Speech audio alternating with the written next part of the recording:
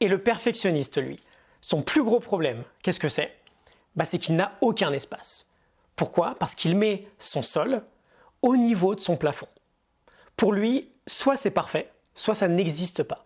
Pour lui, le minimum, c'est déjà la perfection. Et donc, il reste dans l'inaction. Salut à toi, c'est Jenny, je te souhaite les bienvenus dans ce nouvel épisode. On va parler de perfectionnisme aujourd'hui, l'un des plus grands obstacles dans notre vie, dans notre passage à l'action, dans notre évolution. J'aimerais revenir sur une notion absolument fondamentale et très concrète qui nous permet d'y voir plus clair sur notre propre type de perfectionnisme et surtout qui nous permet de commencer à le guérir. Je pèse mes mots lorsque je parle de guérison. C'est une vraie maladie, le perfectionnisme. Lorsqu'on parle d'actualisation de notre potentiel, il fait partie des plus gros obstacles. Il génère du stress, il génère de la frustration, il crée un manque de confiance, il nous freine dans notre vie. Parce que si on pense qu'on doit être parfait ou qu'on doit faire l'action parfaite à tous les coups, on n'agit pas. On ne fait rien, on reste bloqué. On ne peut rien faire. Pourquoi? Parce que l'action parfaite n'existe pas. La perfection n'existe pas. On a un idéal qui est une sorte de leurre en fait, qui n'est pas réalisable. Nos attentes beaucoup trop élevées font qu'on reste en permanence coincé au point mort. Peut-être que ça te parle, tout ce que je te dis là. Et donc la première étape qu'on va vouloir prendre en compte, c'est l'idée de mettre de la clarté déjà sur à quel point je suis perfectionniste et à quel point ça me bloque. Très souvent d'ailleurs, on est très fier de dire qu'on est perfectionniste. Mais on ne devrait pas, c'est pas une très très belle vertu. Au contraire, on veut devenir le type de personne qui agit même lorsque c'est pas parfait. Et ça ne nous empêche pas de garder des ambitions très élevées. Ça nous permet simplement d'agir sur une base plus régulière et d'avancer quoi qu'il arrive. On va jouer dans cet épisode autour d'une métaphore qui me passionne. Elle nous vient du très brillant Stephen Guise. J'ai des morning notes sur ses bouquins si tu veux les télécharger, c'est en description. On va creuser un peu et surtout on va appliquer. Je vais revenir sur les 3 domaines que l'on considère en permanence dans notre travail ensemble, énergie, travail, amour. Et on va prendre des exemples très concrets sur ces domaines-là. Donc, l'idée générale est la suivante. Toutes nos actions potentielles se situent entre 2 niveaux, une borne inférieure et une borne supérieure. La borne inférieure, c'est notre niveau de contentement. C'est le minimum qu'on doit réaliser ou que l'on doit connaître dans notre vie pour être satisfait, pour être heureux, pour se dire « Ok, ça me suffit ». Et bien sûr, la borne supérieure, c'est notre niveau maximum. C'est ce qu'on veut être capable de faire lorsqu'on a la plus belle ambition possible. Et le génie de Stephen Guise, c'est de réaliser que cette borne inférieure, c'est comme notre sol, et cette borne supérieure, c'est comme notre plafond. Et première chose, on veut absolument comprendre que tout dans notre vie se situe entre un sol et un plafond. Chaque action que l'on veut entreprendre se situe entre un sol et un plafond. Chaque quotidien, chaque événement dans notre vie, pour toutes ces choses-là, on a toujours intérieurement une borne inférieure, une attente minimale, le sol. S'il se passe ça, même si c'est juste ça, ça me convient. Et on a toujours une attente maximale, une attente rêvée, une attente idéale. J'adorerais que ça se passe comme ça. Et une fois qu'on a compris ça, l'idée est très simple. On veut se donner un maximum d'espace pour vivre. On veut de l'espace entre notre sol et notre plafond. Et le perfectionniste, lui, son plus gros problème, qu'est-ce que c'est?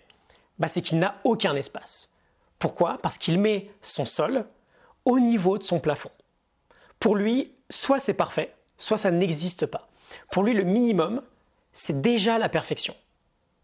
Et donc, il reste dans l'inaction. Il reste dans l'inaction parce qu'il a des standards de base qui sont beaucoup trop élevés au départ. Et je sais très bien ce que c'est, j'ai toujours été comme ça dans le passé. Tout n'est jamais assez bien, on a peur de se faire juger, toutes les conditions qui doivent être réunies ne sont jamais toutes réunies, et on reste bloqué au point mort. Parce qu'on a juste peur de faire en fait. Et on a peur, non seulement parce que ce qu'on se fixe comme idée d'action, c'est très difficile, et on a peur aussi parce que de par cette difficulté, notre probabilité d'échec, naturellement, elle est énorme. Petite parenthèse d'ailleurs, on veut bien le comprendre ça. Quoi qu'il arrive dans notre action, on aura toujours une certaine probabilité d'échec. Mais même si cette probabilité elle est de 90%, elle sera toujours infiniment plus faible que si on décide de ne rien faire. Si on fait rien, littéralement, nos chances de réussite elles sont de 0%. Je ferme la parenthèse. Aujourd'hui, la plupart de notre population, elle est perfectionniste, dans ce mauvais sens du terme. Pourquoi? Parce que le perfectionnisme est souvent lié au fait d'avoir un état d'esprit fixe, plutôt qu'un état d'esprit de croissance. Aujourd'hui, je vais plutôt me dire naturellement, si j'arrive pas à quelque chose, c'est parce que je suis nul. C'est pas parce que j'ai besoin de travailler, c'est parce que je suis nul. Ou alors de toute façon, si je suis nul, c'est comme ça, je progresserai jamais. Avoir cet état d'esprit fixe qui est néfaste pour nous, c'est une sorte de base dans notre société, parce que l'école nous le développe. Donc on est tous, en général, victimes de ces schémas, c'est à nous de les déconstruire. Et donc l'idée générale aujourd'hui, c'est simplement de réussir à apprendre progressivement à mieux gérer ses attentes. Quand on est perfectionniste, on a toujours des attentes qui sont beaucoup trop élevées, elles sont complètement irréalistes. On veut avoir des attentes minimales qui ne soient pas déjà au niveau de notre plafond. Okay. Et l'une des idées les plus simples à mettre en place, du coup, c'est de se fixer une action minimale qui serait convenable pour ce qu'on a envie d'entreprendre. Quelque chose de très simple qui pourrait nous convenir. Et donc, c'est ce qu'on va faire ensemble. On va reprendre notre fameux Big Three, nos 3 thèmes principaux, énergie, travail, amour, dans un exercice que je te partageais très récemment. Je te remets le lien pour aller le faire si jamais ça te parle. On se fixait 3 actions chaque matin pour progresser légèrement dans ces 3 domaines. Petit rappel, dans chaque thème, énergie, travail, amour, l'idée de l'exercice, c'est premièrement qui j'ai envie d'être, ensuite quelle vertu je dois exprimer pour être cette personne-là, et enfin quel comportement je m'engage à faire dès aujourd'hui pour avancer vers qui je veux devenir. Et donc tout simplement ce qu'on va faire, c'est qu'on va prendre ce comportement, cette action sur laquelle on s'engage aujourd'hui, et on va lui définir une borne inférieure, on va lui définir un seuil qui est atteignable pour nous. On ne va pas lui définir un seuil qui est déjà au niveau du plafond. Okay. Quelques exemples. Alors, on va prendre le domaine de l'énergie. Si je m'engage à partir d'aujourd'hui à faire du sport tous les jours, mais que pour moi, en tant que perfectionniste, faire du sport, c'est quoi qu'il arrive, faire une séance de minimum 1h30, je sais d'avance que c'est foutu. Je vais peut-être le faire une fois, quand je serai en pleine forme, mais certainement pas sur une base hyper régulière. Je pourrais par exemple commencer par me dire, ok, donc mon plafond, c'est cette belle séance d'1h30, mais mon sol, c'est peut-être juste de faire 10 pompes, ou 2 minutes d'abdos, ou d'aller courir pendant 5 minutes. Et du coup, les jours où on n'a pas envie, ou alors les jours où on est quand même très motivé, mais pas suffisamment pour faire cette grosse séance de sport d'1h30, ces jours-là, on avance quand même. Et elle est là l'idée.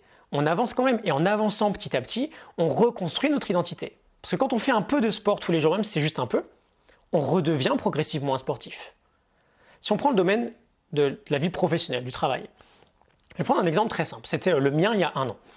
Tu le sais peut-être, entre le 8 avril 2018 et le 8 avril 2019, j'ai publié un contenu par jour pendant 365 jours. Okay, chaque jour, pendant 1 an, il y a un épisode vidéo ou un épisode de podcast qui a été publié. La version perfectionniste en moi, elle a mis un temps incroyable à se lancer dans ce type de challenge. Parce qu'au début, littéralement 5 mois avant ce challenge-là, il me fallait 8 heures pour faire un épisode. Parce qu'il fallait que tout soit au top. Mais 8 heures par jour, tous les jours, sans aucune pause, on le sait que c'est pas viable, c'est pas possible. Donc je me lance pas, donc je fais pas. Je fais pas parce que je sais d'avance que je peux pas y arriver. Donc je me suis forcé à réduire le processus à maximum 1h30, 2 heures. Et bien sûr, tous ces contenus, dans tous ces contenus-là, beaucoup ne sont pas incroyables. Il y en a même plusieurs, j'ai beaucoup de mal à les regarder aujourd'hui. J'ai beaucoup de mal à les consulter parce que je me trouve vraiment mauvais. Mais c'est pas grave, j'ai avancé, j'ai progressé et aujourd'hui, je suis parfaitement à l'aise devant une caméra. Précisément parce que je me suis autorisé à parfois publier quelque chose avec un sol bien plus bas que la perfection. Okay, dernier exemple sur le domaine amour, nos relations. Si ce que je veux mettre en place dans toutes mes journées, c'est par exemple une marque d'attention, une marque d'attention positive dans mon couple ou avec mes enfants. Je pourrais me stresser et me dire que je dois tous les soirs préparer la soirée parfaite, la soirée idéale. Mais encore une fois, tous les soirs, c'est pas viable. On n'a pas un contrôle absolu sur la réalité actuelle. Il y a toujours des événements, des perturbations, des choses qu'on n'a pas prévues. Je ne peux pas me dire que la soirée sera parfaite tous les soirs. Par contre, je peux me fixer un sol très très bas et me dire, ok, cette marque d'attention, dans ma famille par exemple, ça peut être 2 minutes de câlin, juste 2 minutes. Vraiment juste 2 minutes. Et ça, je deviens capable de le faire tous les jours. Okay. Ce que j'aimerais en fait, c'est juste que tu prennes ton objectif principal. Tu prennes l'action que tu dois mettre en place régulièrement pour avancer. Et cette action-là, tu lui définisses un sol. Okay. Un sol et un plafond. Le plafond, j'en parle pas parce que c'est assez facile. C'est notre idéal. On sait tous ce qu'on aimerait faire sur un plan vraiment de la perfection. Le sol, c'est un peu plus challengeant. L'idée, la difficulté, c'est vraiment de définir un sol qui soit relativement bas et de me dire, ok, de toute façon, le but, c'est pas d'être parfait. Le but, c'est de progresser tous les jours. Juste de progresser tous les jours. D'ajouter une brique tous les jours. Je me souviens, je vais finir avec une petite anecdote. Avec mon petit frère, il y a une dizaine d'années, on était allé pour la première fois à Londres. Et à l'époque, j'avais un bien meilleur niveau en anglais que lui. Sauf qu'en fait, en tant que perfectionniste naturel, il se passait quelque chose d'assez drôle. Quand il fallait parler, j'étais incapable de parler. Parce qu'il fallait que ma phrase soit parfaite. Il fallait que ma grammaire soit parfaite, que ma conjugaison soit parfaite. Et donc, je disais presque rien, parce que j'hésitais, je sais pas, des plombes avant de dire la moindre phrase. Alors que lui, il en avait vraiment rien à faire. Il parlait à tout le monde, ça avait l'air d'être n'importe quoi. Il disait vraiment le minimum pour se faire comprendre, mais il essayait de se faire comprendre. Et le résultat, c'est que lui pratiquait en fait. Et 3-4 ans plus tard, c'était lui qui parlait le mieux anglais entre nous deux. On veut comprendre ça. Le perfectionnisme ne gagne jamais. Okay, j'ai énormément de contenu sur le sujet. Si tu veux aller creuser, je te mettrai peut-être une playlist avec tout ce que j'ai créé là-dessus. Je te laisse un lien en description pour t'abonner à mes leçons quotidiennes, des petits mails que j'envoie chaque matin pour t'aider à optimiser ta vie et actualiser ton potentiel, pour t'aider à réduire ce gap, cet espace entre ce que tu exprimes actuellement et ce que tu pourrais être capable d'exprimer. Et je te retrouve très vite, du coup, dès demain matin, dans ces mails-là. Et je te dis à bientôt, sinon, pour un nouvel épisode sur cette plateforme. Débarrasse-moi de ce perfectionnisme. Fixe-toi une action minimale qui est convenable et que tu peux faire. L'idée, c'est vraiment d'agir, plutôt que d'agir parfaitement. Ok ? À très bientôt. Salut.